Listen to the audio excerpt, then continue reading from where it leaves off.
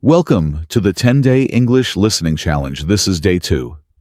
Have you ever wanted to call your family, but you didn't know how to describe your own relatives in English?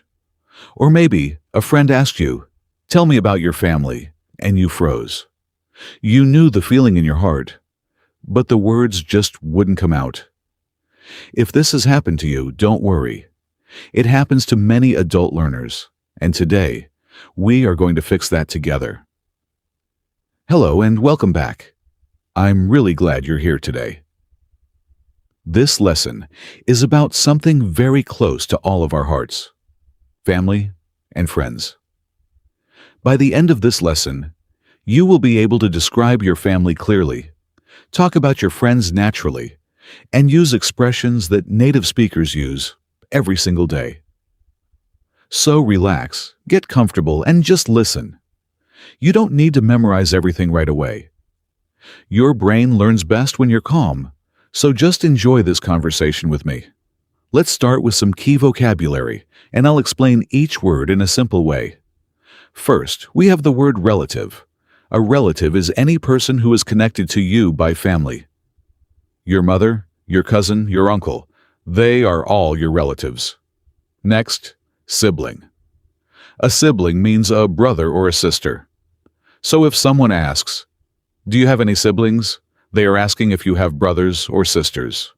Now, let's talk about close friend. A close friend is someone you trust deeply, someone who really understands you. Not just an acquaintance, but someone special. And finally, in-laws. This means the family of your husband or wife. For example, your mother-in-law is your husband's or wife's mother. Let's put these words into real situations, because language becomes easier when we connect it to real life. Imagine you're at a family gathering, maybe a birthday party or a holiday dinner. Someone new arrives, and you want to introduce your relatives.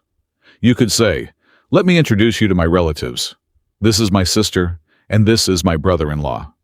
Now try that sentence with me, out loud. "Let me introduce you to my relatives." Great job. Let's try another one. Imagine you're talking with a coworker during a lunch break. She asks about your family. You might say, "I have 2 siblings. My older brother lives in another city, but we talk every week." Repeat this with me. My older brother lives in another city, but we talk every week. Notice how natural that sounds? That's the goal. Not perfect grammar, but natural, confident speaking. Let's move to friendships now, because friends are just as important as family. Picture this. You're at a coffee shop and you see someone you haven't spoken to in years. You feel surprised and happy. You could say, "Wow, it's so good to see you. We used to be such close friends back in school." Try saying that with me. "It's so good to see you." This phrase works almost anywhere: meeting an old classmate, seeing a neighbor, or running into someone at the market. Now, here's something important. In English, we often talk about how we keep in touch with people. This means staying connected, even if you don't see each other often. You might say, "We don't see each other much, but we always keep in touch by phone." Repeat with me. We always keep in touch. Let's practice a short conversation you might have with a doctor. Believe it or not, because doctors sometimes ask about family history. The doctor might ask, "Does anyone in your family have this condition?" And you could answer, "Yes, actually, my father had something similar when he was younger."